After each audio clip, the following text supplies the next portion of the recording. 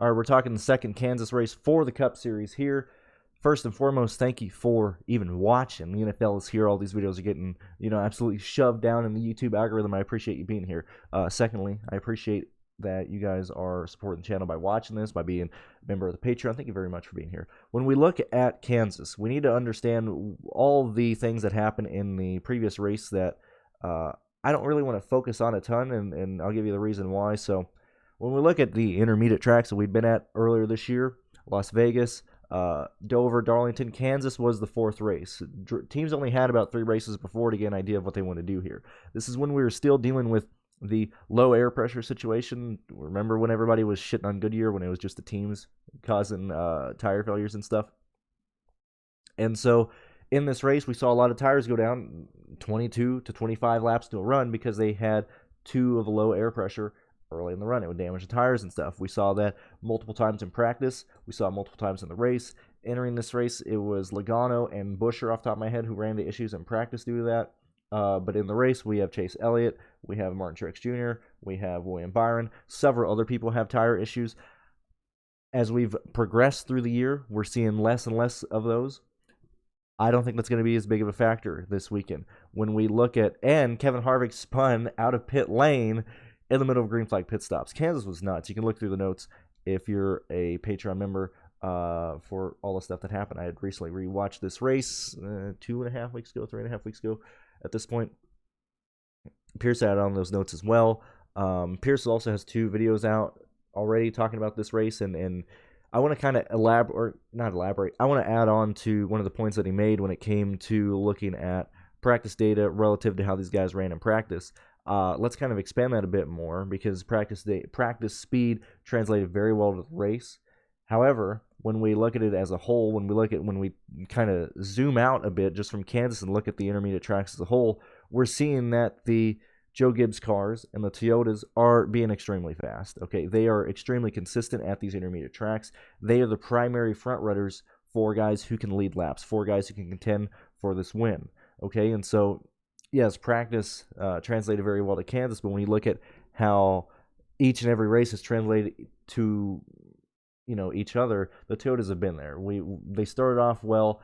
They have gained more and more speed. They're being more and more consistent. Oh, but Brandon, didn't you just be at Darlington? You lost the shit. I know, man. It was very unfortunate that Truex Jr. lost the serpentine belt.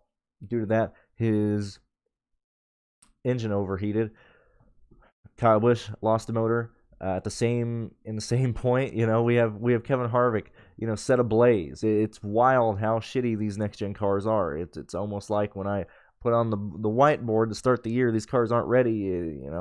Wow, it's insane. It's another side note, quick tangent.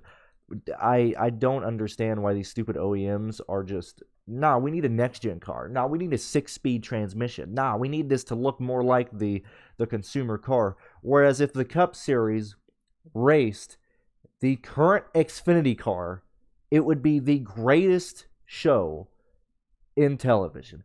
It would be the greatest motorsport ever. We would rival the 90s in terms of fan bases, in terms of interest, in terms of everything. If they just ran a better car for the Cup Series, I don't understand it. Rant over. When we're looking at Kansas this weekend, DraftKings sees it. I see it. The sportsbooks see it. Toyota is here to play. Joe Gibbs is here. We most likely will have a Joe Gibbs driver win this race. I expect the Optimal will have at least 2 Joe Gibbs drivers in here. I'll elaborate more on that in a second. But Hamlin's most expensive. Kyle Busch, second most expensive. Martin Truex Jr., 5th most expensive. Christopher Bell, 8th most expensive. They're seeing it. They've priced these guys up. We're seeing it, man. At Darlington just last week, a track that you have to ride on the wall, a track that you have to race aggressive, just like Kansas. It was the Toyota drivers there. All right. When we look at the Optimal, and let's specifically let me show you the Optimal based on where these guys are in pit lane. As I said, pit lane was absolutely important. The Stenhouse led during that green flag pit stop or sequence. I think that's exactly when Chastain led as well. Purple is Optimal, green is laps led. I got my big ass head in the way. So green is lap led, purple is Optimal. Let's look at now. Yes, you have to have a good car to have a good pit stall selection. But really, let's dive into the pit stall selections and how they played a role in either getting a lap led or whatever the case is, and where they played a role in terms of being optimal. All right. Good pit stall, good pit stall, good pit stall, good pit stall, good pit stall, pit stall, good pit stall, good pit stall, good pit stall. I mean, the pits are so important this weekend. I cannot stress that enough. That is going to be a huge thing that I look at this weekend to try and nail guys who, and it doesn't, when we're building lines, yes, it's good to have the guy who's the fastest. But when we look at it, when we look at all the pit stops in general, look at teams who can just square off the most top 10 fastest pit stalls or pit stops in these races. Look at guys who, on average, just have one good pit stall. Okay, they're kind of, they're clearly above average for the majority of the part, but then just one time, bam, great pit stop. Kyle Busch. When, just one time, bam, great pit stop. Chase Elliott. Just one time they have it, just bam, Martin Truex Jr. We want guys who are going to be fast. We want teams that are going to be fast. We want crews that are going to be fast.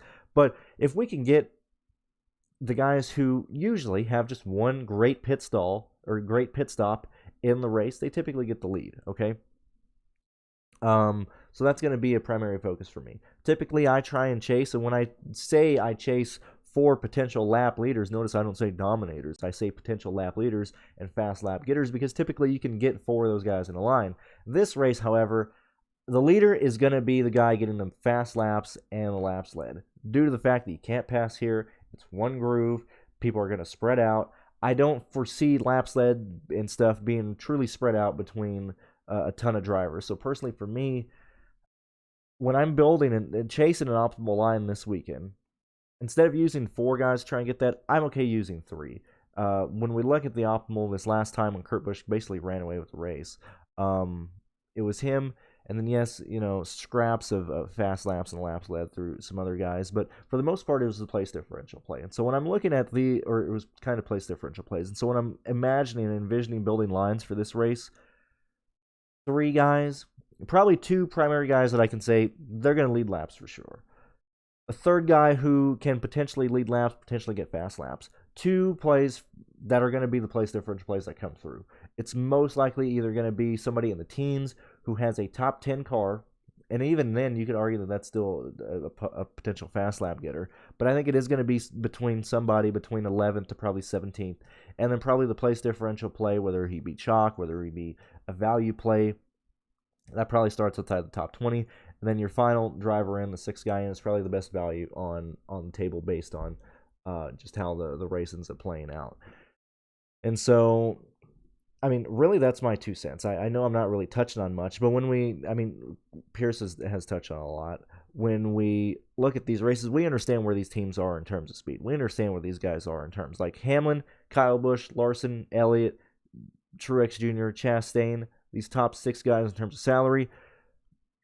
Yes, we want to chase the Joe Gibbs guys. The opinions on the other ones are going to be primarily dictated by what they can do in practice and, pit stall selection and how likely it is that they can get to the lead on a restart. We're seeing that here at Kansas, you have I would argue, if you're on the outside, you have 1 lap to make a pass. If you start on the inside, you have turns 1 and 2 to make a pass. You cannot move forward. Yes, you have a long run car. Yes, you start past people and guys start falling off. But in the grand scheme of things, you're not passing much of this race. The restarts are going to dictate everything. Outside lane's going to be huge. It's also going to be huge on who pushes you behind, specifically for the leader and stuff. But I don't foresee the leader getting passed on the restarts. I don't foresee the leader getting passed on the long runs. And it's going to be primarily a pit data type of weekend for me. It's going to be a pit stall type of week for me. It is going to be a real deep in the weeds in terms of pit stalls and stuff like that. As we start going through real quick, kind of value plays that I do like. I think Suarez is very interesting at $8,400. I like that price. I like Bowman at $82,000. Wallace at $8,000. $40 to pay it off. If he can show up if he can legitimately run 9th or better speeds across the board in practice sessions, I think I'll probably end up trying to make Bubba Wallace a priority. Jones, clearly we saw last weekend they can put themselves in position to take advantage of stuff when people run into unfortunate events. I think Chris Buescher, $6,900 is probably going to be a good play. Stenhouse at 63. As we continue to go through and look at where the salary kind of drops off at, I don't foresee this being a race that I can necessarily chase JJ, BJ, where Castle, depending on where he starts, can possibly work out. I want to try and get to Gillen. And it sucks that, the 5K range is just so, not stacked, but you end up just going to the same guys week in and week out. It's Custer, Dillon, Burton, Haley, Gillen. It's whoever projects out best between these guys. And we're going to have to see that following qualifying and stuff. So, look, I'm trying to keep this short. I know you guys are focused on the NFL. If you're a part of the Patreon, you have the sheets. You're in my Discord. You can ask me questions and stuff. But I think this weekend is just based on, I think it's on pit road, to be honest with you. 100% on pit road. That's just how it is, man. That's going to dictate everything. I will see you guys in the Xfinity and Truck Series video.